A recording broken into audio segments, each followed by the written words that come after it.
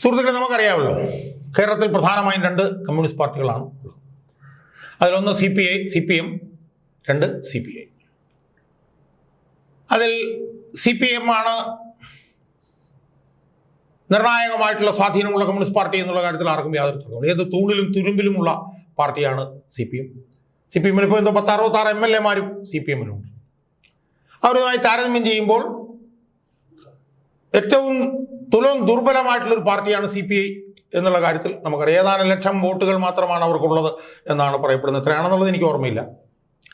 അവർ CPM-ൻ്റെ കൂടെ നിൽക്കുന്നത് കൊണ്ടാണ് അവർക്കിപ്പോൾ 16 MLA-മാരും മറ്റും ഉണ്ട്, 4 മന്ത്രിമാരും ഉണ്ട്. അവർ CPM-ൻ്റെ കൂടെ നിൽക്കുന്നത് കൊണ്ടാണ് അവർക്ക് ഇത്രയും MLA-മാരും മന്ത്രിമാരും ഒക്കെ കിട്ടുന്നുള്ളതൊക്കെ പകൽ പോലെ എല്ലാവർക്കും അറിയാവുന്ന കാര്യം.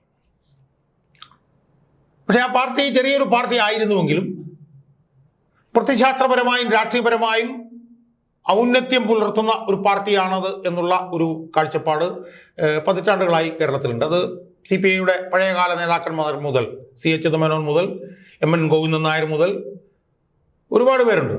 R സുഗതൻ മുതൽ പിന്നെ റോസമ്മ പുന്നൂസ്, PK വാസുദേവൻ നായർ, ഒരുപാട് NE ബലറാം, എത്രയോ നേതാക്കന്മാർ മുതൽ വെളിയം ഭാർഗവൻ മുതൽ CK ചന്ദ്രപ്പൻ വരെയുള്ള സ്വഭാവശുദ്ധിയുള്ള അഴിമതിയുടെ കറപുരളാത്ത ഒട്ടേറെ നേതാക്കന്മാരുടെ പേരിലാണ് ദുർബലമാണെങ്കിലും CPI ഇന്നും അറിയപ്പെടുന്നത് എന്നുള്ളത് നമുക്കറിയാം. പക്ഷെ ആ പാർട്ടി കഴിഞ്ഞ കുറച്ച് കാലങ്ങളായി ആ പാർട്ടിയുടെ നേതൃസ്ഥാനത്തേക്ക് കാനൻ രാജേന്ദ്രനും പിന്നീട് ബിനോയ് വിശ്വവും വന്നതിനെ തുടർന്ന് ആ പാർട്ടി തീർത്തും ദുർബലമായെന്നും CPM-ൻ്റെ ഒരു വാലായി ആ പാർട്ടി മാറിയെന്നും ഉള്ള ചർച്ച വളരെ സജീവമായി നടന്നുകൊണ്ടിരിക്കും. ഒന്നാം പിണറായി സർക്കാരിൻ്റെ കാലത്ത് ആദ്യം കാനൻ രാജേന്ദ്രൻ പാർട്ടി സെക്രട്ടറി ആയപ്പോൾ ശക്തമായ നിലപാടെടുത്തെങ്കിലും പിന്നീട് അയാൾ പുറകോട്ട് പോയി. അയാൾ പിണറായി വിജയൻ്റെ വാലായി മാറി എന്നുള്ളത് നമ്മൾ കണ്ടു, ചർച്ച ചെയ്തതാണ്. രണ്ടാം പിണറായി സർക്കാർ വന്നു. ബിനോയ് വിശ്വം, കാനൻ രാജേന്ദ്രൻ അവിചാരിതമായി അന്തരിച്ചതിന് ശേഷം ബിനോയ് വിശ്വം പാർട്ടി സെക്രട്ടറി ആയതിനെ തുടർന്ന് പിണറായി വിജയൻ്റെ ഒരു ബ്ലൂ ഐഡ് ബോയ് ആയിട്ടാണ് ബിനോയ് വിശ്വത്തെ കണ്ടുകൊണ്ടിരുന്നത്. പിണറായി വിജയൻ എന്ത് പറഞ്ഞാലും എഴുന്നേറ്റ് നിന്ന് സല്യൂട്ട് ചെയ്യുന്ന ഒരു നിലപാടാണ് ബിനോയ് വിശ്വത്തിനുള്ളത് എന്നുള്ളതാണ് നമ്മൾ കണ്ടുകൊണ്ടിരുന്നത്. ആ പാർട്ടിക്കകത്തും വലിയ തോതിലുള്ള അഭിപ്രായ വ്യത്യാസങ്ങൾ ഉരുത്തിരിഞ്ഞു വന്നത് നമ്മൾ കണ്ടു.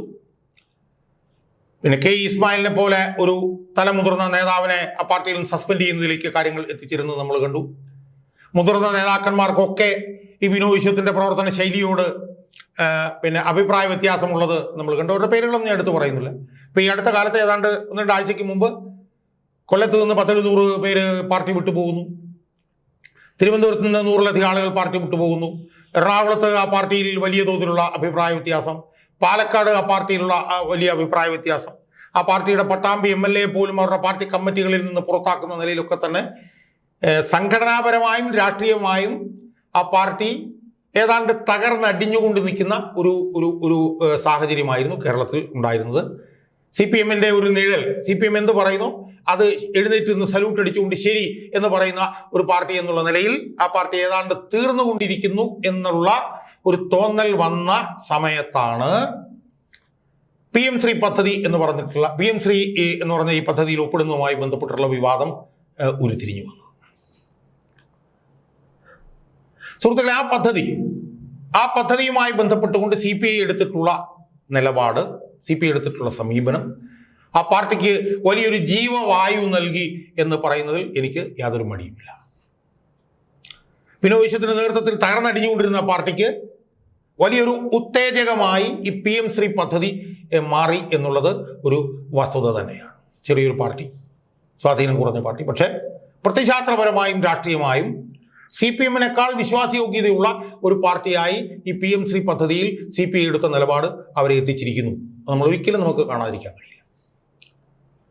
BJP-യുമായി ഒത്തുകളിക്കുന്നു, BJP-യുടെ രാഷ്ട്രീയം കേരളത്തിൽ നടപ്പിലാക്കാൻ ശ്രമിക്കുന്നു എന്നുള്ള നിലയിൽ കമ്മ്യൂണിസ്റ്റുകാര് വലിയ തോതിൽ വിമർശനപരമായി CPM-നെ കാണുമ്പോൾ ഫാസിസ്റ്റ് വിരുദ്ധ രാഷ്ട്രീയവും പ്രത്യയശാസ്ത്രവും മുന്നോട്ട് കൊണ്ടുപോകുന്ന ഒരു കലർപ്പില്ലാത്ത പാർട്ടിയായി മാറാൻ CPI-ക്ക് ഈ PM ശ്രീ പദ്ധതിയുമായി ബന്ധപ്പെട്ട് കഴിഞ്ഞു എന്നുള്ള വസ്തുത ആ പാർട്ടിക്ക് വലിയ തോതിൽ ഉത്തേജകമാകും എന്നുള്ള കാര്യത്തിൽ നമുക്ക് യാതൊരു സംശയമില്ല.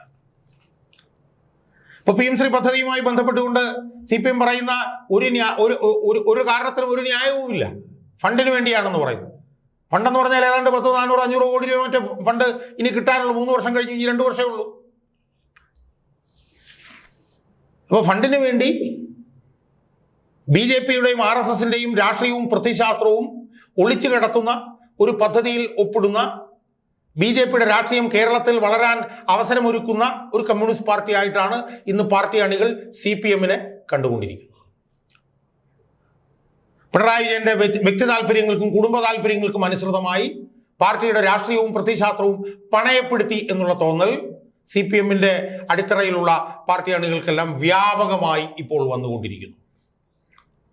വിദ്യാഭ്യാസത്തിന്റെ കേന്ദ്രീകരണത്തിനും അതിന്റെ വാണിജ്യവൽക്കരണത്തിനും അതിന്റെ വർഗീയവൽക്കരണത്തിനും ഇടയാക്കുന്ന ഒരു പദ്ധതിയിലാണ് ഇപ്പോൾ CPM എന്ന് പറഞ്ഞ പാർട്ടി പോയി ഒപ്പുവെച്ചിരിക്കുന്നത് എന്നുള്ള ആ ചർച്ച വ്യാപകമായി CPMന്റെ അണികളുടെ ഇടയിൽ നടന്നുകൊണ്ടിരിക്കുമ്പോഴാണ് CPMന്റെ BJPയുടെ വർഗീയ ഫാസിസ്റ്റ് രാഷ്ട്രീയത്തിനും പ്രത്യയശാസ്ത്രത്തിനും എതിരായി കർശനമായിട്ടുള്ള നിലപാടെടുക്കുന്ന ഒരു പാർട്ടിയാണ് CPI എന്നുള്ള നിലയിലേക്ക് ഇപ്പോൾ ചർച്ച വന്നിരിക്കുന്നത്.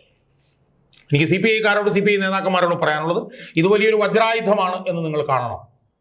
കേരളത്തിൽ നിങ്ങൾക്ക് അടിത്തട്ടിൽ നിന്ന് തന്നെ വളർന്നു വലുതാവാനുള്ള ഒരു വലിയ അവസരമായി നിങ്ങൾ ഈ വിഷയത്തെ ഉപയോഗിക്കണം എന്നാണ് എനിക്ക് സൂചിപ്പിക്കാനുള്ളത്.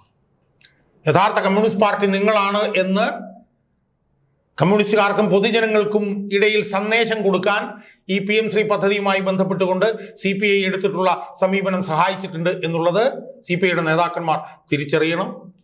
ഈ വിഷയത്തിൽ നിന്ന് ഒരു കാരണവശാലും CPI ഒരു ഇഞ്ച് പോലും പിന്നോട്ട് പോകരുത് എന്നാണ് എനിക്ക് സൂചിപ്പിക്കാനുള്ളത്.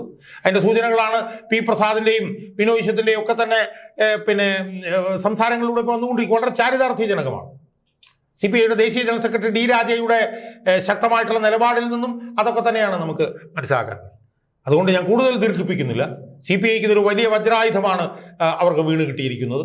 ഈ വിഷയത്തിൽ ശക്തമായിട്ടുള്ള നിലപാട് അവരെടുക്കണം. CPIയുടെ CPMന്റെ ഈ വർഗീയതയ്ക്ക് അനുകൂലമായിട്ടുള്ള നിലപാടുകൾ എക്സ്പോസ് ചെയ്ത് CPI മുന്നോട്ട് പോകണം. ഒരു കാരണവശാലും ഈ വിഷയത്തിൽ ഒരു വിട്ടുവീഴ്ചയ്ക്കും CPI തയ്യാറാവരുത്. മന്ത്രിസഭയിലുണ്ടോ ഇല്ലയോ, മന്ത്രിസഭയ്ക്ക് പിന്തുണ കൊടുക്കോ ഇല്ലയോ, അതൊക്കെ സെക്കൻഡറിയാണ് എന്നായ.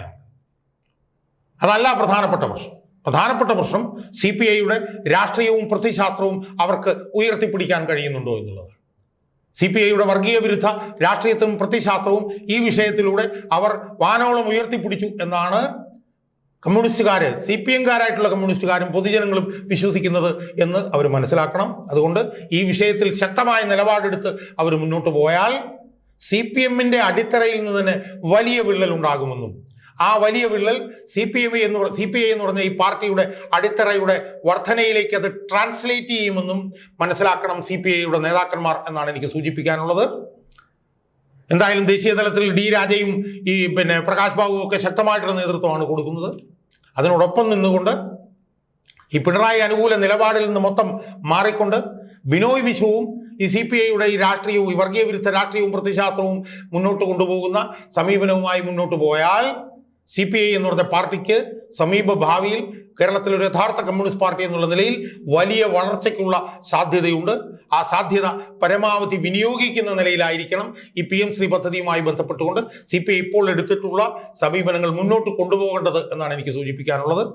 അല്ലാതെ ഒത്തുതീർപ്പിന്റെ ഒരു പാർട്ടിയാണ് CPI എന്നും CPM കണ്ണുരുട്ടിയാൽ മൂത്രമൊഴിക്കുന്ന ഒരു പാർട്ടിയാണ് CPI എന്നുമുള്ള ഇപ്പോൾ നിലനിൽക്കുന്ന ഒരു ധാരണ ഒരു കാരണവശാലും മുന്നോട്ട് കൊണ്ടുപോകാൻ CPI അനുവദിക്കരുത് എന്നുമാണ് ഒരു പൊതുപ്രവർത്തകൻ എന്നുള്ള നിലയിലും കമ്മ്യൂണിസ്റ്റുകാരൻ എന്നുള്ള നിലയിലും CPIയുടെ നേതാക്കന്മാരോട് എനിക്ക് വിനീതമായി അഭ്യർത്ഥിക്കാം.